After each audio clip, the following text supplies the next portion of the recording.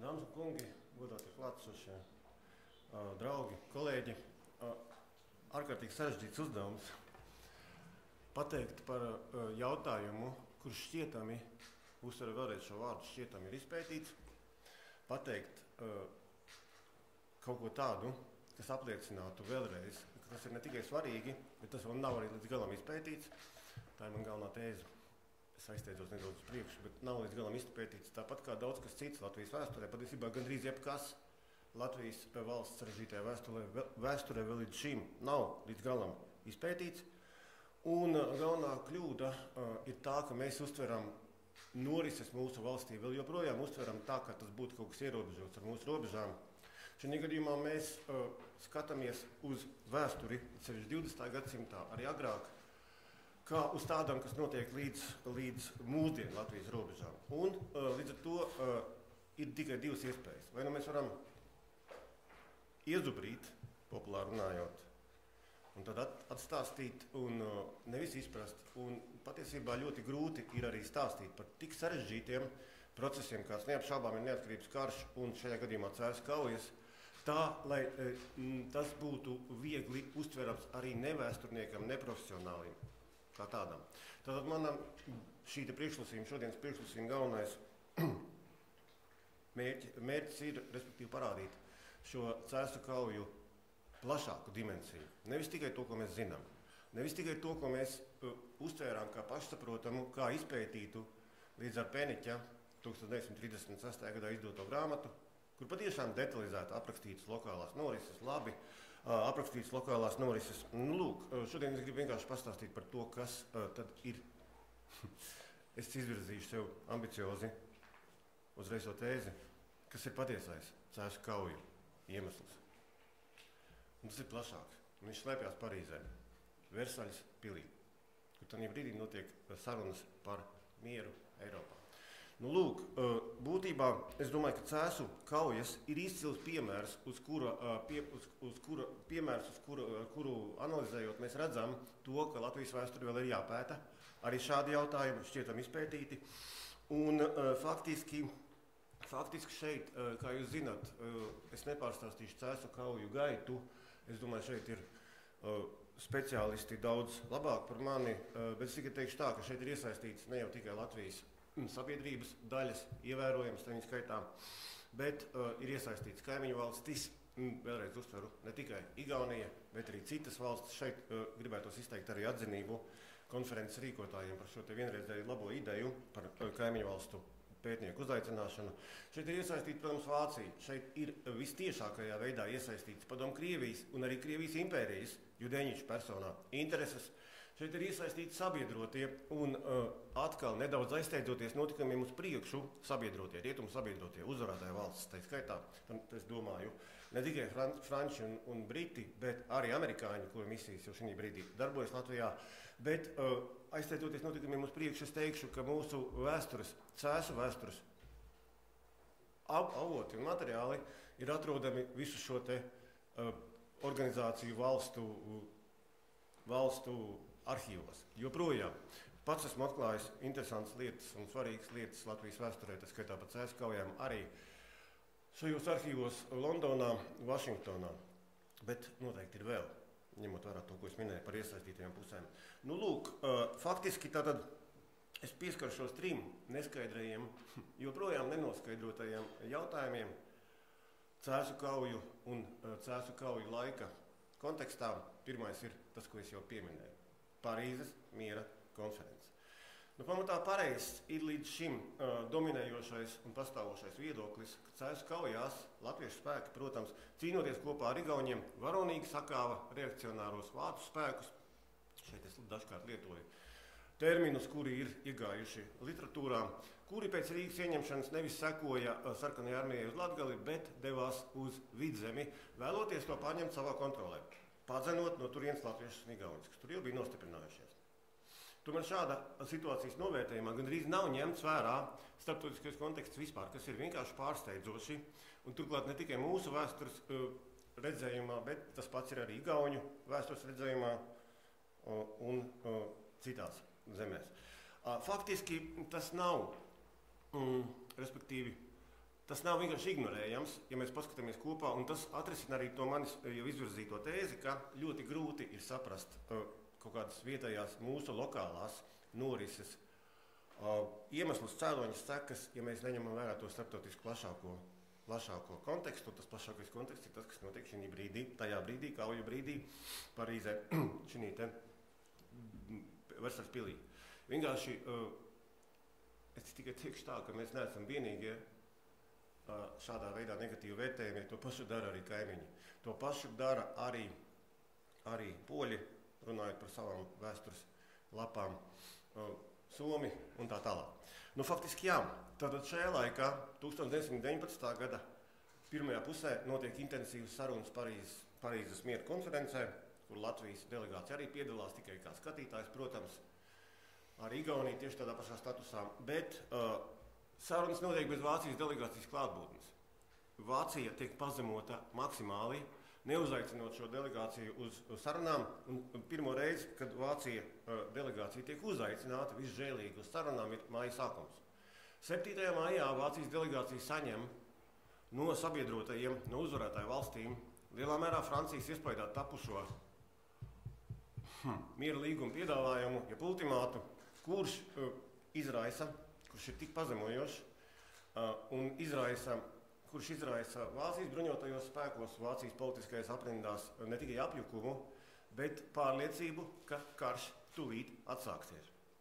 Jo tur ir ārkārtīgi smagi teritoriālās prasības noteikumi, tur ir, protams, noteikumi par reparācijām, tur ir noteikumi par teritoriju zaudēšanu, respektīvi armijas ierobežošanu un visu citu, ko mēs zinām, kā Veimāras republikas slogu, kurš galā novedīs pie Hitlera nākšanas pie varas pat daļēji. Bet tad šajā laikā šis ultimāts tiek iesniegts, Vācijas delegācija to pieņem, un Vācijas publiskajā telpā, kur atrodas arī šajā laikā, izraisās diskusija ar pārliecību, ka karš tūlīt atsāksies. Būtībā ultimāta iztecēšanas termins ir 23. jūnijas, 1919. gada 23. jūnijas. Un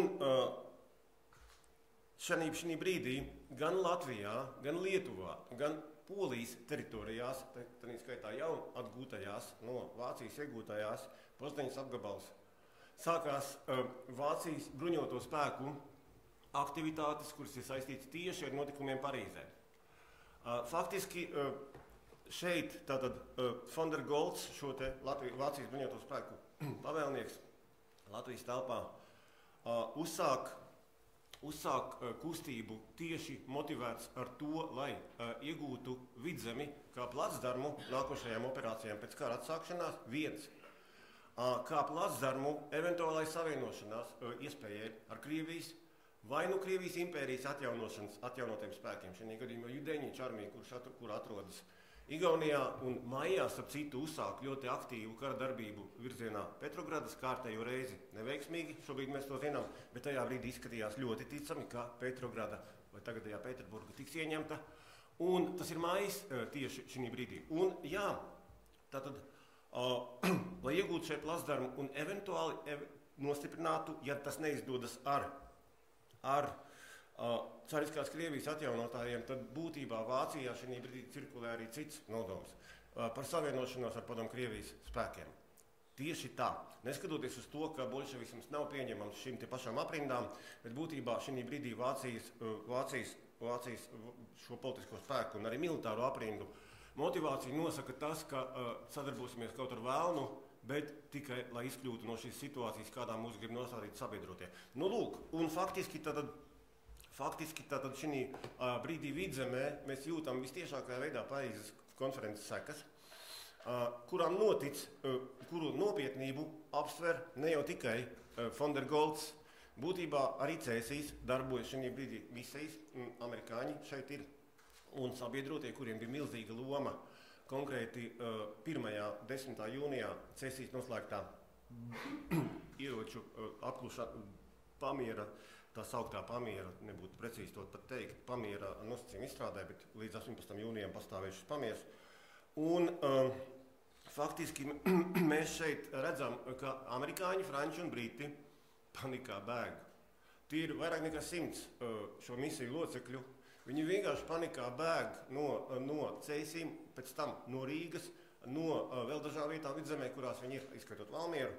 Viņi bēg uz Rīgu, Rīgā franču misija steigā dedzina savus dokumentus, jo tūlīt atsāksies karš. Viņi bēg uz Liepāju ar automašīnām, kuģiem, zirgu pajūgos pat dažkārt. Viņi aizbēg uz Liepāju, tur saņemot 19. un 20. jūnijā pavēli, nekavējoties uzkāpt uz šeit ostā, pēc tam ārējā reidā stāvošajiem sabiedroto kuģiem. Tas ir atskaņas Liepājā, par kurām šeit mēs, diemžēl, nesaistām kopā ar Ceisīm gandrīz nekad, skatot to atsevišķi vai neskatot vispār.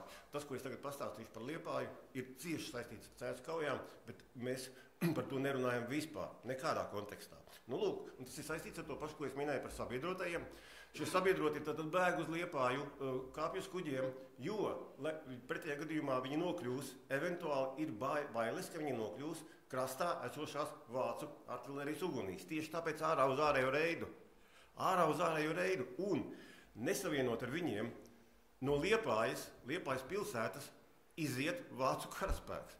Viņš iziet no Liepājas pilsētas tāpēc, tas notiek 22. jūnijā, tāpēc, lai nenokļūtu sabiedroto kara kuģu ugunīs. Viņus izved ārā no Liepājas. Kad tiks noslēgts šis te, tiks panākts miers Parīzē, tiks panākt vienošanās par mieru Parīzē, šis karaspēks, sabiedrotie izkāps ārā krastā, kur nebūs vācu spēki, viņi būs ārkārtīgi pārsteigti. Arī šis te gadījums nav apgaismots pietiekoši Latvijas vēsturē, un tas nav saistīts vispār ar Cēsu kaujām, kaut arī saikne ir absolūti loģiska, un viņi nāk no Parīzes. Un mēs to nezinām.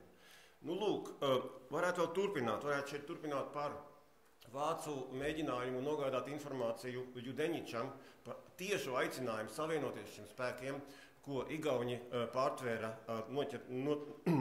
lidmašīna, kur avarēja, viņi pārtvēra šo ziņojumu, šo aicinājumu Judeņičam, Igaunijā esošajiem Narvā un Tallinā esošajiem Igauņu spēkiem, apvienoties, gāžot šeit Igaunijas un Latvijas, pārņemot vāru Igaunijā un Latvijā, un tā tālāk būtībā, tad rakstiskais aicinājums Judeņičam, jā, bet runājot tālāk, par šo pašu Poznīcas apgabalu es gribēju pieminēt, kas apliecinās to, ka visa vēsture reģionā telpā ir saistīta. Arī šeit vācu spēki aktivizējās cīņā pret Lielpolijas sacelšanās dalībniekiem poļu pusi. Mēs šeit vērojam gandrīz identisku ainu, respektīvi tam, kā Parīzes miera sarunas iespaido un Parīzes miera sarunu šis kulminācijas punkts iespaido vācu spēku noskaņojumu. Vistiešākā veidā poļu vācu cīņas, kuras arī tiek izolētas arī Polijas vēsturē kā kaut kas unikāls, bet būtībā tāds nav, tikai kārtīgi reiz apliecina to, ka Ceisis ir likumsakarīgs iznākums, rezultāts tam, kas notiek Parīzes miera konferencē. Viens, otrs tas, ka mums vēl jāpēta arī šī reģiona vēsture kopumā. Ne tikai ar lietuviešiem, Igauņiem, latviešiem un varbūt somiem, bet arī poļiem, iespējams plašāk. Centrālā un Austruma Eiropa. Nu, lūk, būtībā komplicētā starptautiskā politiskā militārā situācija un faktiski, jā, mēs to redzam šīs sesijas. Un tikai 22. jūnijā, neilgi pirms ultimāta laika izbeigšanās, sabiedroto kuģis, citu Ulmaņa kuģis toreiz arī stāvēja Saratovas blakus šiem sabiedroto kuģiem. Vācija pēc ļoti smagām pārdomām, ar ārkārtīgi smagu sirdi, teiksim, politiķu aprindās, piekrita šīm izvirzītajām prasībām. 28. jūnijā Versaļas pilī tiks parakstīts miers. Būtībā šajā brīdī amerikāņu virsnieks Mors no viena kuģa raksta, ka amerikāņu jūrnieki, uzzinot šo vēsti, priekā laikuši ūdenī, peldējušies, smējušies, un Mors saka, ka viņam skatoties uz blakus esošo Saratovu, bijuši sirdsapziņas pārmetumi, jo viņš saprata to, ka būtībā pagaidu valdība, kas šeit ir uz Saratovu klāja, vēl nevar priecāties. Nekas nav zināms. Pēc Cēsīm notiek šī brīdī smagas kaujas. Nu, lūk, tagad tā, par Cēsu kaujām otrs punkts. Ir Cēsu kaujas spēku samērs varbūt pavisam neejot dziļāk. Es teikšu tā, ka spēku samērs bija ļoti līdzīgs. Kritušo skaits arī un mūsu tas, ka Cēsu kaujas ir ārkārtīgi nozīmīgs pavērsienu punkts neatkarības kara vēsturē, tam var tikai un vienīgi piekrist. Jo, ja mēs pajautāsim skolēnam, studentam, inteliģentam cilvēkam vispār, kas tad ir Cēsu kaujas un kas būtu lielākās kaujas, tad Cēsu kaujas neapšaubāmi būs viens no punktiem, ko viņš minēs kā kaut ko tādu, kas aizķēries atmiņā vispār. Par neatkarības karu kā tādu. Viens no nozīmīgākajiem pavērsieniem tad noteikti pēc spēku, iesaistīto spēku samēra varbūt tas, protams, ir tikai viens no lielākajiem pavērsieniem militārajā vēsturē, bet tagad es pateikšu tā. Ja skatāmies pēc kritušo skaita, tad tā nav liela kauja. Nu nav. Būtībā Ziemeļlatvijas brigādē, kas, protams, ir veido apmēram 3. daļu no šiem igauņu latviešu spēkiem, kritušo skaits maksimāli sniedz līdz 333 cilvēkiem. Vienā posmā tikai 13. Igauņi, protams, vairāk, nesalīdzinām vairāk, pat ne 3 reizes, bet 5 reizes vairāk. Tas pats attiecas uz vācu spēku zaudējumiem. Dzelzsdivīzijas zaudējumus mēs nezinām, bet Landesvērs zaudē vismaz 70 kritušas karavīrus. Tātad 70. Protams, ka mēs šobrīd esam lielā mērā notiekošo kara norišu iespaidā Ukrainā. Tas it kā nav daudz, bet tam laikam tas ir pietiekoši. Vienlaikus es gribu uzsvērt un atkal kā apliecinājumu tam, ka mēs jau Latvijas neatkarības vēsturi tikai pētam, lielākā kauja tāda intensitātes ziņā un kritušo skaita ziņā līdz šim gandrīz nav zinām vispār. Lielākā kauja nebija Bermontiādas laikā, nenotika šeit pie Cēsīm. Tā bija cita kauja. Tā bija 1919. gada augustā un septembrī notiekošā kauja zem Daugavpils, kurā bija iesaistīts nepareizie spēki. Ja tur nebija Latvijas bruņoto spēku, tur bija nepareizie igauņi, nepareizie lietuvieši un nepareizie poļi, kuri karoja pret nepareizo sarkano armiju, kurā nepareizi lietuvieši un poļi bija tāpēc, ka viņi karoja par šo zemi nevis, lai atdot to Latvijai, bet lai paņemtu sev. Bet nepareizi. Un būtībā šeit mēs arī redzam, ka otrā pusē arī ir nepareizie spēki. Sarkanā armija pats par sevi nepareizi, bet tajā bija triecienu spēkus veidoja kas? Sarkanie igauņu strēlnieki un sarkanie latviešu strēlnieki. Otrais latviešu strēlnieku pulks. Tātad arī nepareizi.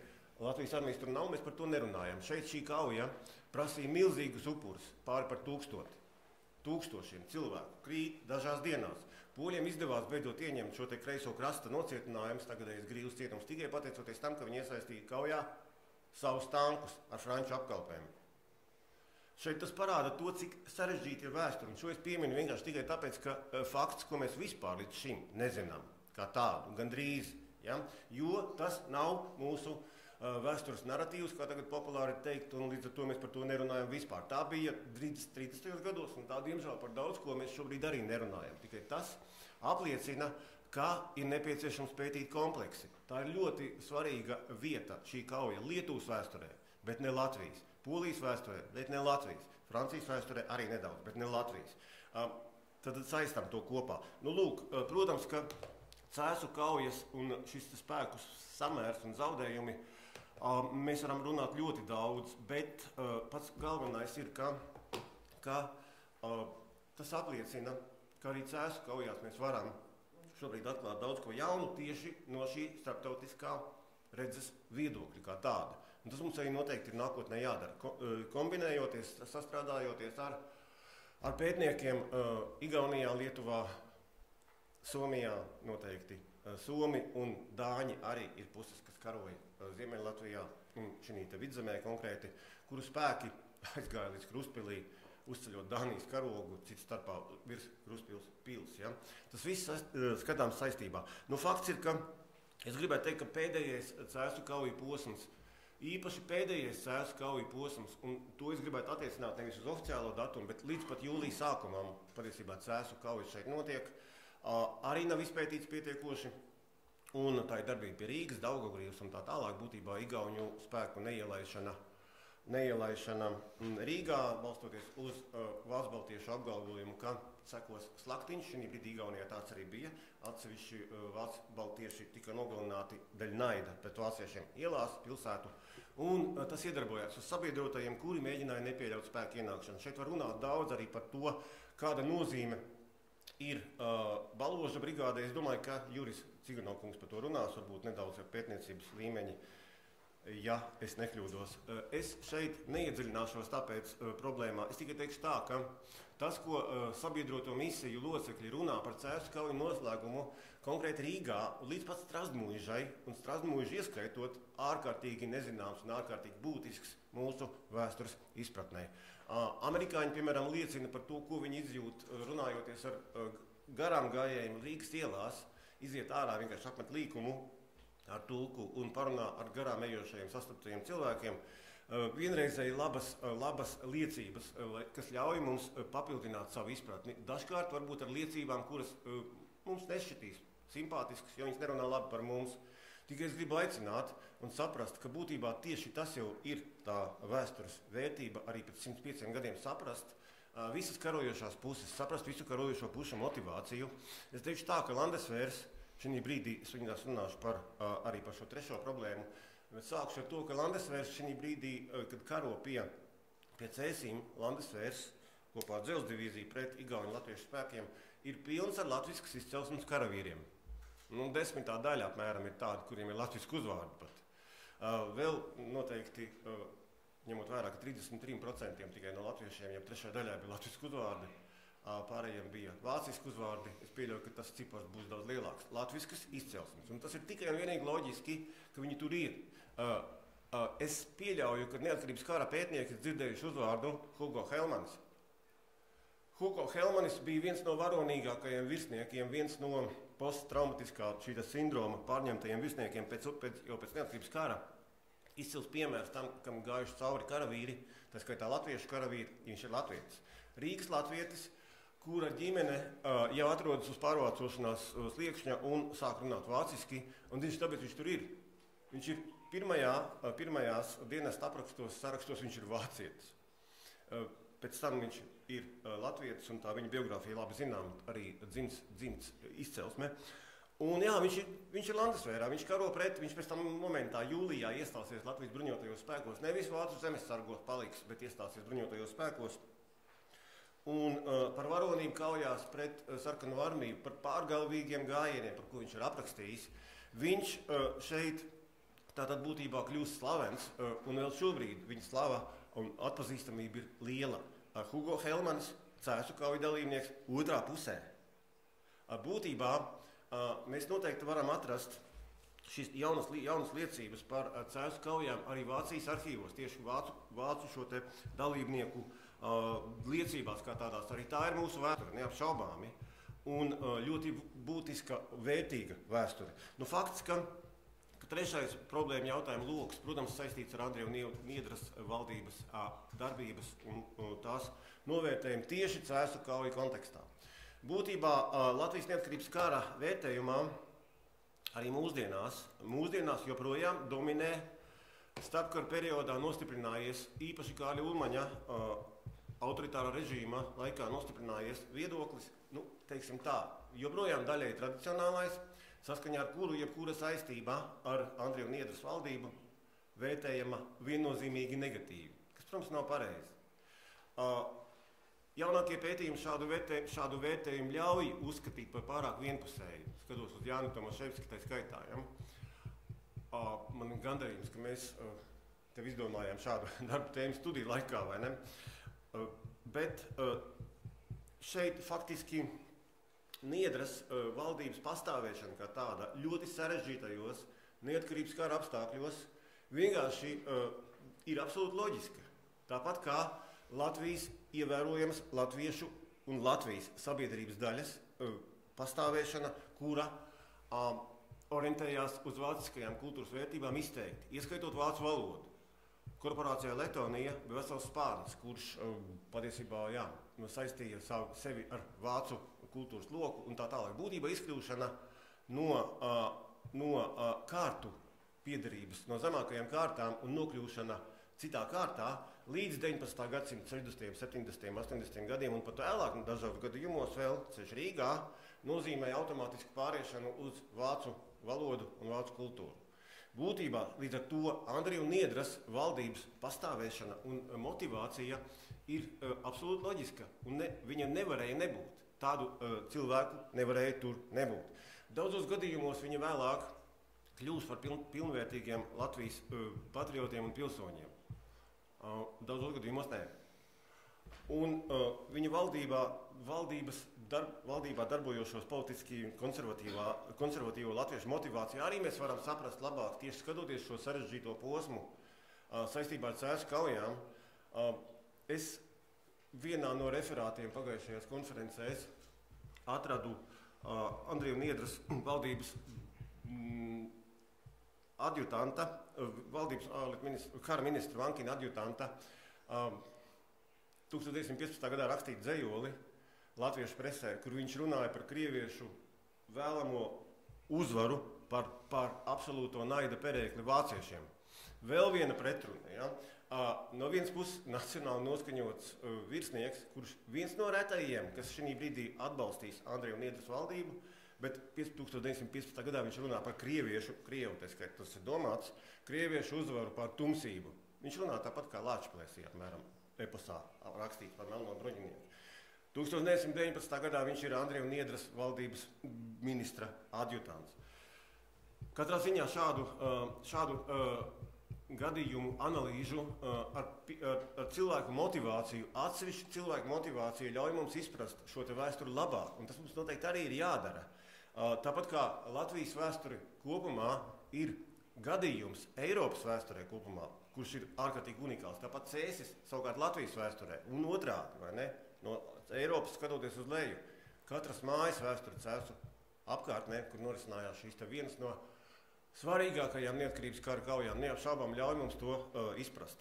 Nu, katrā ziņā Niedras motivācija, protams, noteica tas, ka viņi ienīda bolševismu, tas, ka viņi šo te glābšanas ceļu saskatīja principā bezcerīgajā savienībā ar Vāciju, šī brīdī raugoties no tā paša Eiropas mēroga, ar karā zaudējušo Vāciju, ar Vāciju, kura latviešu absolūtam vairākumam asociējās ar kaut ko tādu, ar ko sadarboties nevar. Tāpat kā lietuviešiem nebija iespējama sadarbība ar poļiem un Poliju, tāpat kā daudzos citos gadījumos, Ungārija, Rumānija un tā tālāk. Visā mūsu centrālā un austruma Eiropas reģionā tas ir raksturīgs. Un vienkārši, ja mēs paskatāmies plašāk, mēs redzam, ka nekāda sadarbība nebija iespējama starp latviešiem un latviešu pat vairākumu šī brīdī, bet un Vāciju un vāciešiem pretrunas ir pārāk lielas, bet fakts, ka Niedras valdības pastāvēšana un darbība, tad izskaitā arī Cēsu kontekstā, ir loģiska, ir absolūti nenovēršama. Un katrā ziņā mēs šeit varam runāt ļoti daudz, un es domāju, ka mēs arī to varbūt diskusijās darām šodien.